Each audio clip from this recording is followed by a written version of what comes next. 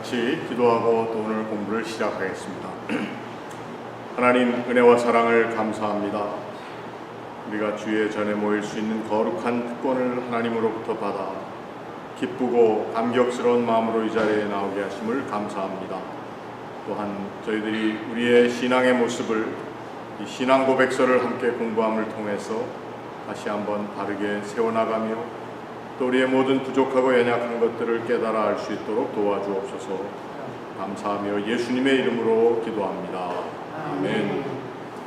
자, 오늘 우리 성찬에 관해서 지난 시간에는 세례에 관해서 같이 공부를 했는데요. 성찬에 관해서 한번 또 같이 웨스트민스터 신앙 고백서에 나오는 내용을 읽어보면서 생각해 보겠습니다. 자, 성찬 1 한번 같이 읽겠습니다.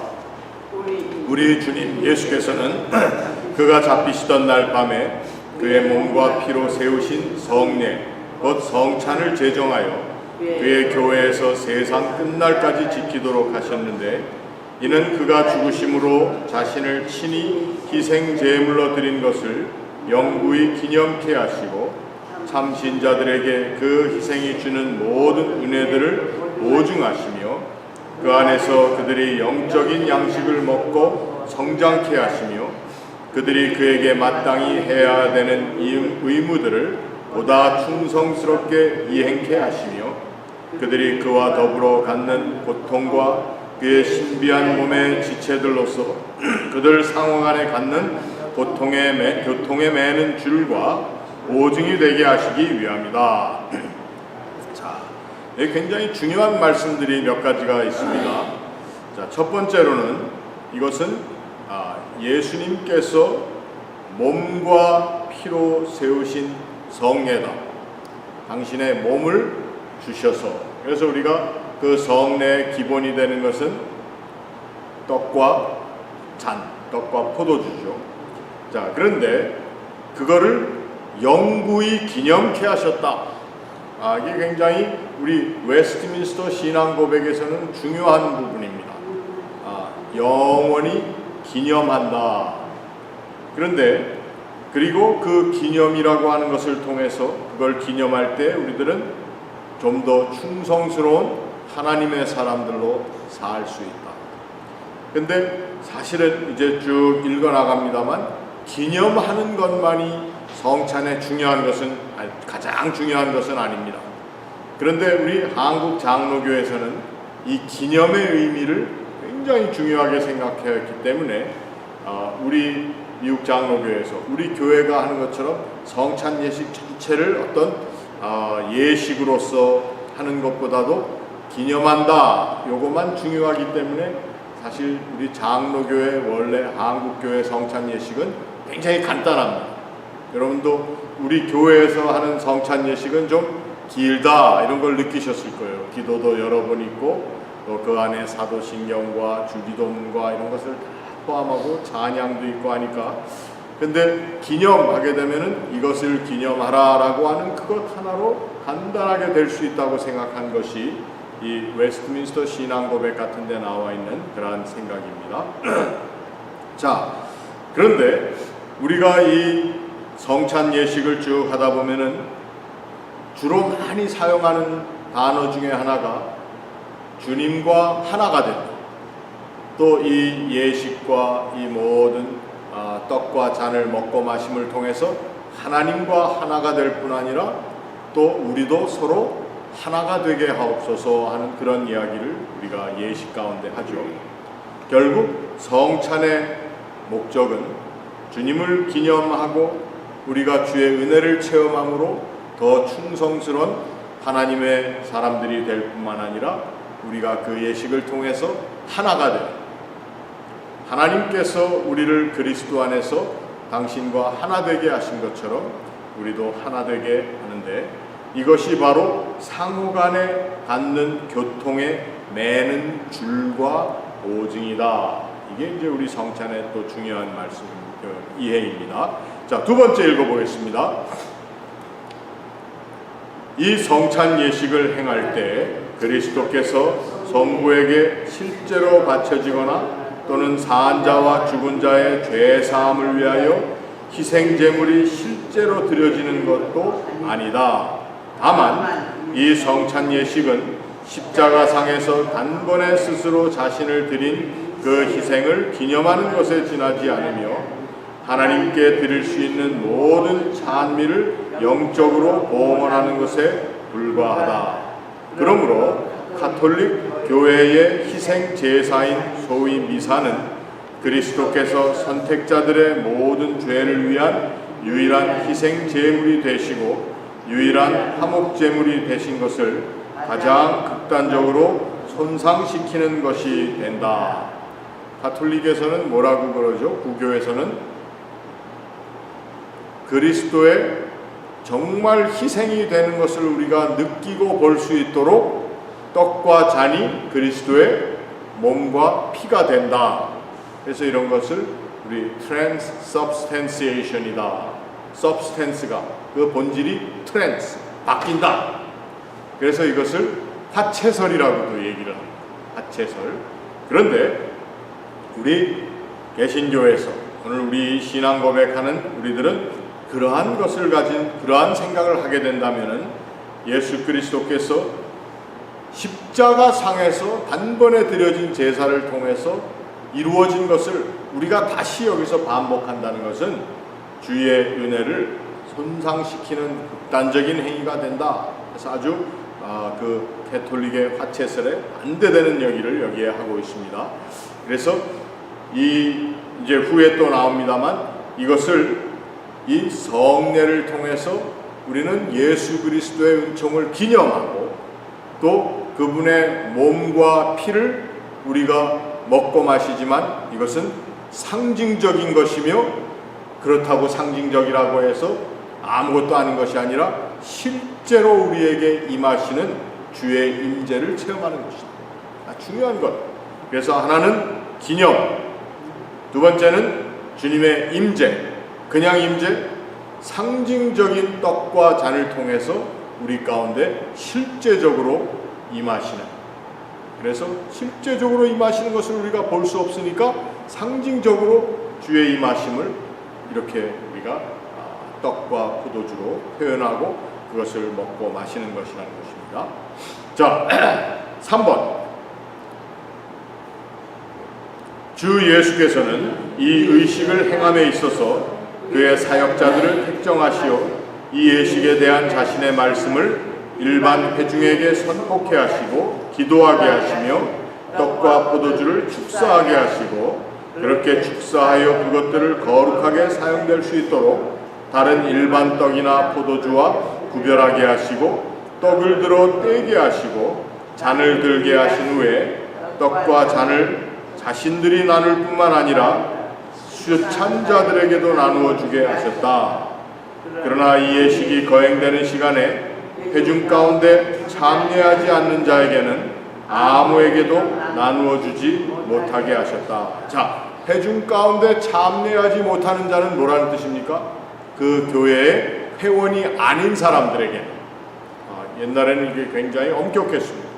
그래서 세례 받은 교인들만 이 떡과 잔에 참여할 수 있다. 자, 보십시다.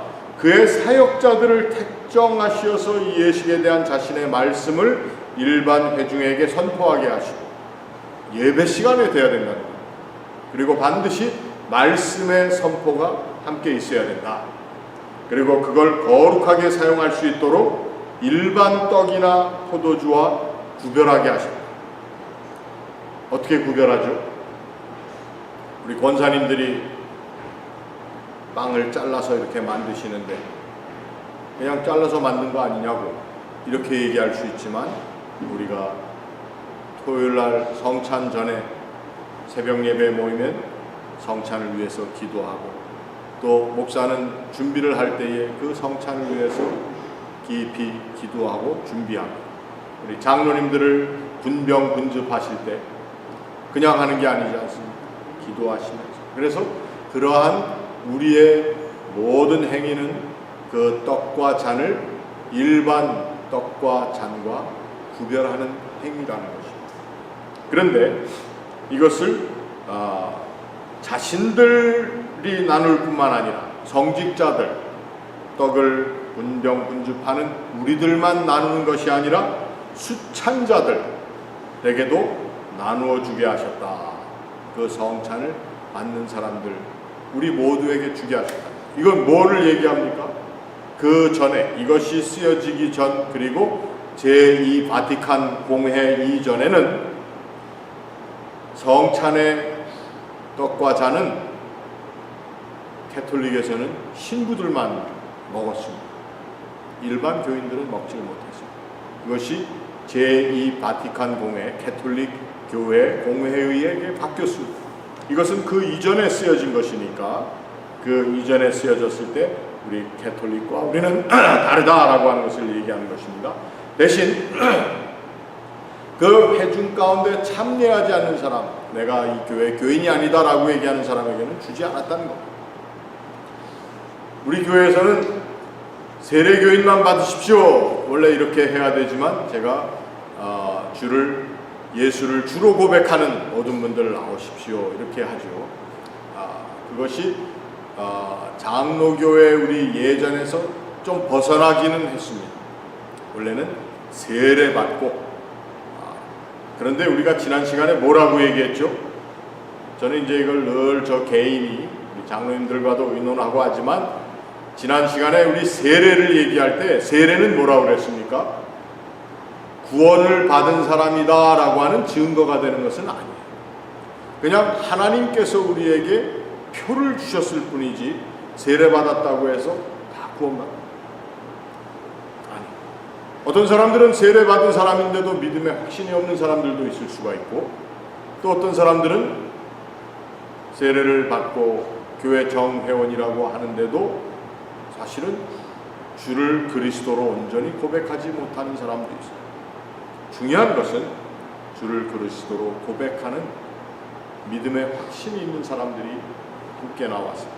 여러분, 그 믿음의 확신이 있는 사람은 내 믿음이 좀 흔들리는 모습이 있다는 것을 봤을 때 내 믿음을 하나님께서 고쳐주실 수 있다, 그 은혜로 나를 온전케 하실 수 있다라고 하는 믿음의 온전한 마음이 그 자리에서 생기는 겁니다. 그래서 우리 성찬할 때 믿음의 흔들림이 있습니까? 그래도 나와서 받으십시오. 성찬을 받는 그 시간이 여러분들의 흔들리는 믿음을 온전하게 해주시는 하나님의 은혜를, 예수 그리스도, 우리를 온전케 하시는 분을 만나는 자리니까 나오십시오 하는 것입니다. 우리 장로교회 예전에 그 부분이 있습니다. 자, 네 번째를 한번 같이 읽어보겠습니다.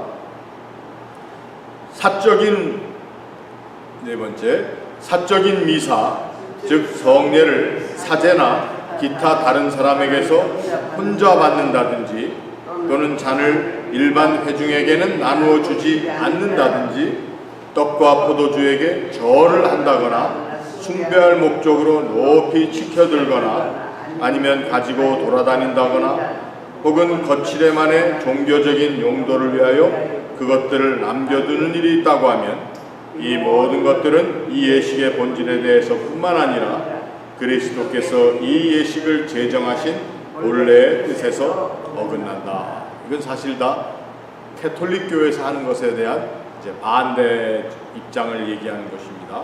그래서 다른 사람에게 혼자, 여러분, 그런데 캐톨릭 신자들 또 중에서도, 또 사제들 중에서도 이것에 대한 걸 이렇게 우리와 같이 생각하는 사람들이 많이 있습니다. 오스카 로메로라고 하는 엘살바도르의 그 주교가 있었습니다. 비숍입니다.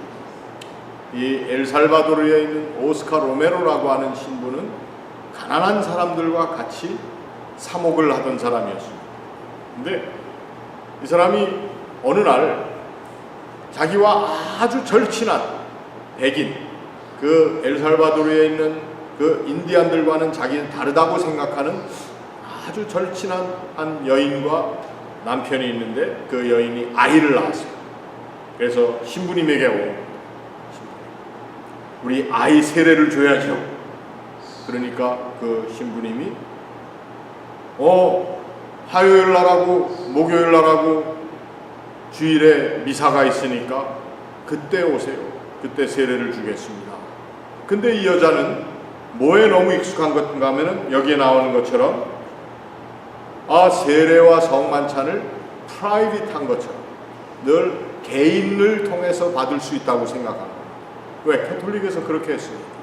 신부가 어떤 때는 떡과 잔을 여기 가지고 다닌다라는 거예요. 우리 교회처럼 이렇게 장로님들이 들고 다닌다는 뜻이 아니고 떡과 잔을 가지고 누구한테 가는 거예요. 가서 그 개인에게 이 잔을, 떡을 주는 겁니다. 왜? 그 사람이 병들어서 누워있거나 이런 거라면 모르겠는데 높은 사람이기 때문에 또 그 교회다 뭘 기부를 많이 하는 사람이기 때문에 자기들은 집에 쭉 앉아있고 가서 이렇게 일에게 이게 안 된다는 거예요. 병든 자에게 떡과 잔을 가져간다는 거 이런 거 하지 말라는 것이 아니었어요. 그 의도는 그래서 이 성찬이라는 것이 어떤 개인이 둘이 만나서 먹고 마시고 하는 그런 것이 돼서는 안 된다. 그래서 그 오스카 로메로 신부에게 이 여자가 와서 그렇게 자기 아이를 세례를 달라고 그랬더니 미사 시간에 나와서 받으십시오 했더니 이 여자가 화를 내면서 내가 이 아이를 이렇게 귀한 백인 아이를 저 인디안들과 같이 세례받게 하겠냐고 화를 팍 내고 나와버렸어요. 그 영화 가운데 나오는 이야기고 이게 실제로 있었던 일입니다. 그러나 그 오스카 로메로 신부는 아닙니다. 성례라는 것은 이렇게 프라이빗하게 하는 것이 아니고 개인적으로 하는 것이 아니고 예배 시간 가운데 그러니까 같은 우리 저 천주교 신부이지만 그분은 많이 좀 더 게임 생각을 하는 사람이라는 거죠. 그래서 그러한 부분이 제가 늘 생각이 납니다. 결국 하나님 앞에 우리가 성례를 나누어 받는다는 것은 예배를 통해서 정회원이 된 사람들이 하나님께서 우리에게 은혜 가운데 나올 수 있도록 체험할 수 있는 자리로 우리를 부르신 것이지 이것이 무슨 특권이라든지 또 어떤 사람 누구에게 주는 베네핏 이 사람에게 이익이 되는 이러한 것은 아닙니다. 자, 그래서 사적인 미사는 안 된다. 이것은 본래 예수님께서 제정하신 의도에 어긋난다. 자, 다섯 번째 같이 읽습니다. 이 성례에 사용되는 외형적인 요소들인 떡과 포도주는 그리스도께서 정하신 용도를 위해 정당하게 구별되어 있는 까닭에 이 요소는 십자가에 못 박히신 그와 깊은 관계가 있다. 그 관계는 참된 것이지만 상징적인 것에 지나지 않는다. 그 요소들은 때로는 그것들이 나타내고 있는 것들의 이름으로 불린다. 즉 그리스도의 몸과 피로 불린다. 그렇다 해도 그것들은 실체와 본질에 있어서는 전과 조금도 다름없이 떡과 포도주로만 여전히 남아있는 것이다. 아까 말씀드린 그 화채설이 아니라는 겁니다. 그리고 그렇기 때문에 예수 그리스도의 몸과 피로 바뀌었기 때문에 아까 4번에서 읽었던 남겨둔다든지 그것들을 남겨둔다 무슨 말인가 하면은 교회에 특정한 장소가 있어서 거기에 거룩하게 일반 떡이 예수님의 살이 된 것이 그대로 남아있다라고 생각해서 이렇게 남겨두는 것이 우리 캐톨릭 교회에 있습니다. 그래서 전에는 이제 그런 일이 있죠. 이렇게 보면은 불이 켜져 있습니다. 그 불 켜져 있는 것이 바로 예수 그리스도의 거룩해진 몸, 떡이 거룩해져서 진짜 예수님의 몸이 된 몸이 여기 있습니다 라는 것이 이제 불 켜놓는 이유 중에 하나입니다. 그래서 캐톨릭 신자들은 교회에 들어올 때 어떻게 하죠? 항상 긋고 절을 하고 어떻게 합니까? 하나님께 하는 것이 아니라 몸으로 여기 계시는 그분에게 혹은 그분의 어머니이신 마리아에게 이렇게 절을 하는 것을 하는데 사실은 그것이 필요치 않다라고 하는 것입니다. 자, 여섯 번째, 신부가 축사하거나 또는 다른 방법을 통해서 떡과 포도주의 실체가 그리스도의 몸과 피의 실체로 바뀐다고 하는 교리, 일반적으로 화채설이라고 불리운다는 성경에 모순될 뿐 아니라 일반 상식과 이성에도 모순되는 것이다. 또한 이러한 교리는 성찬의 본질을 뒤엎는 것이요 여러 가지의 미신과 조잡한 우상 숭배의 원인이 되어 왔고 지금도 그러한 여인이 되고 있다. 그래서 그 캐톨릭 교회에서 얘기하는 그 떡과 잔에 대한 이해의 정면으로 반박하는 여기에 것이 우리 신앙 고백에 들어와 있다고 하는 것입니다. 자, 7번째 같이 읽습니다.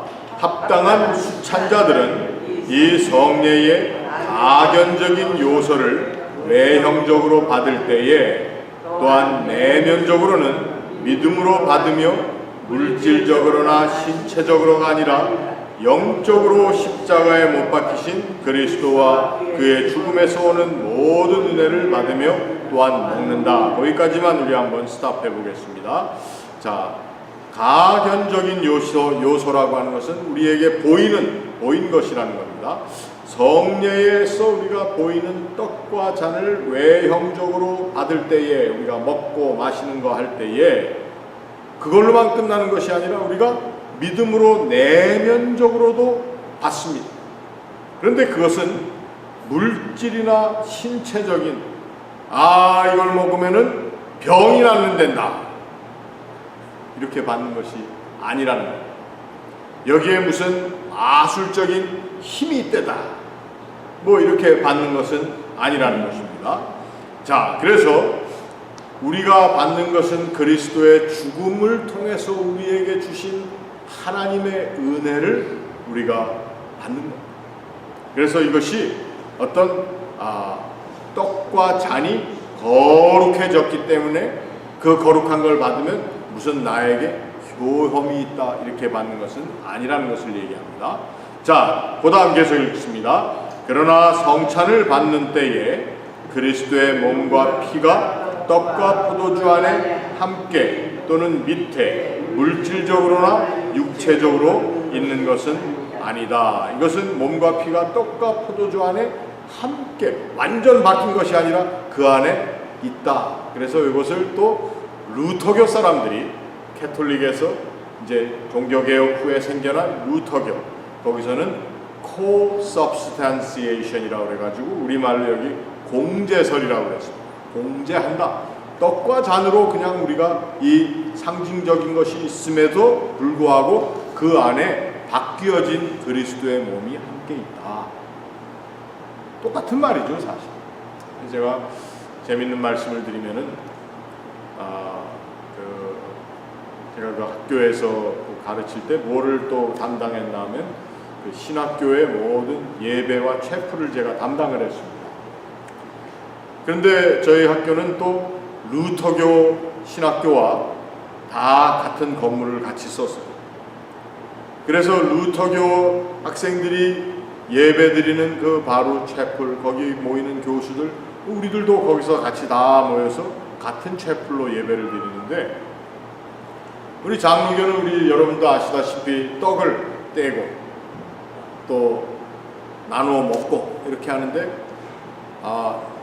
루터교 신자들은 이 공제론 화채설과 비슷한 공제론을 믿기 때문에 얼마나 빵부스러기 하나 가지고도 신경을 쓰는지 몰라요.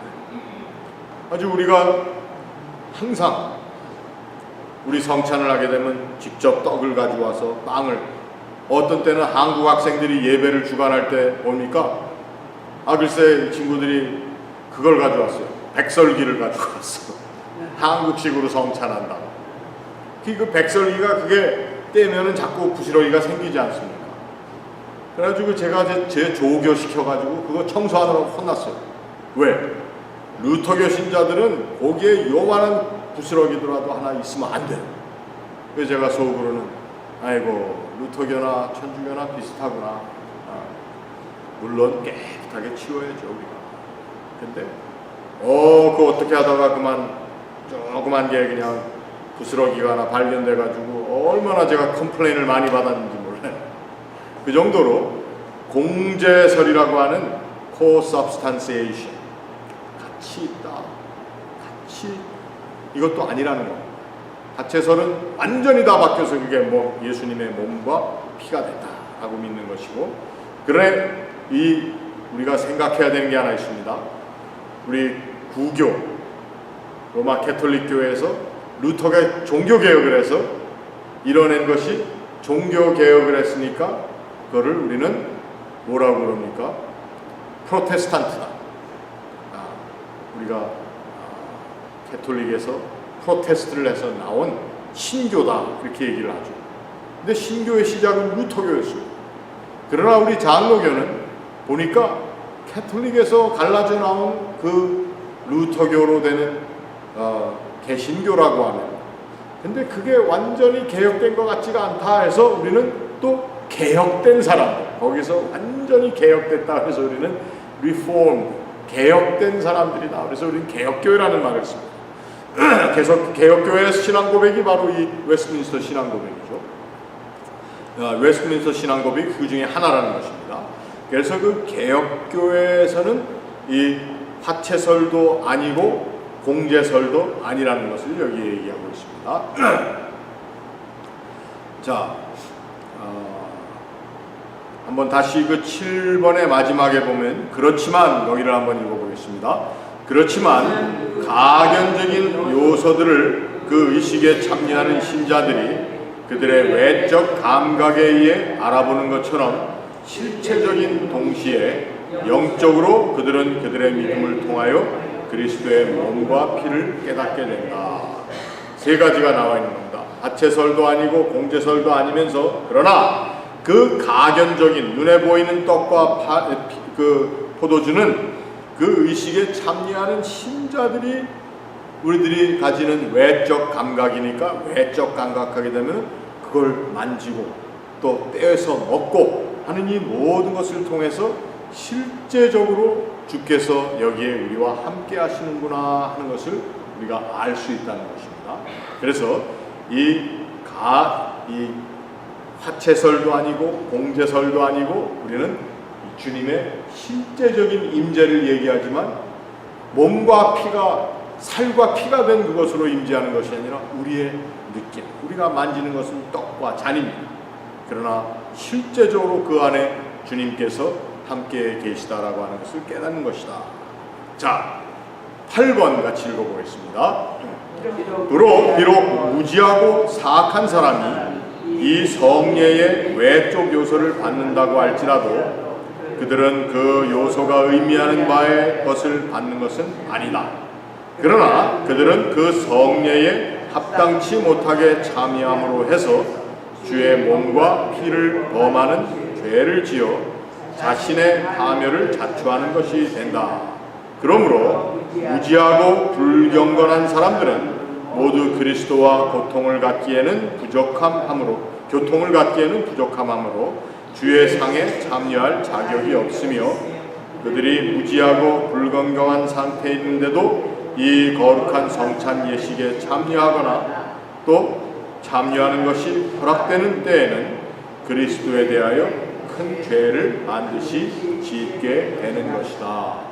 그렇죠? 그러니까 이 성찬 예식에 사도 바울이 얘기한 것처럼 주의 몸과 피를 제대로 분별하지 못하는 사람들, 그런 자기의 죄를 먹고 마시는 것이다 이렇게 되어 있으니까, 우리가 얘기하는 이것이 무엇입니까? 정말 그 의미를 아는 사람들이 함께 감격함으로 나와서 이 떡과 잔을 떼지 않는다면, 악한 사람들이 아무리 자기 뭐 저쩌고 하면서 내 신앙이 이렇게 하면서도 가식으로 나온다든지, 또 너무 큰 죄를 진 사람들이 그냥 무식하게 나와서 이거 먹고 남들이 먹으니까 자기도 따라 먹는다, 이런 것은 안 된다라는 말씀을 하는 것입니다. 자, 오늘 여기까지 하겠습니다.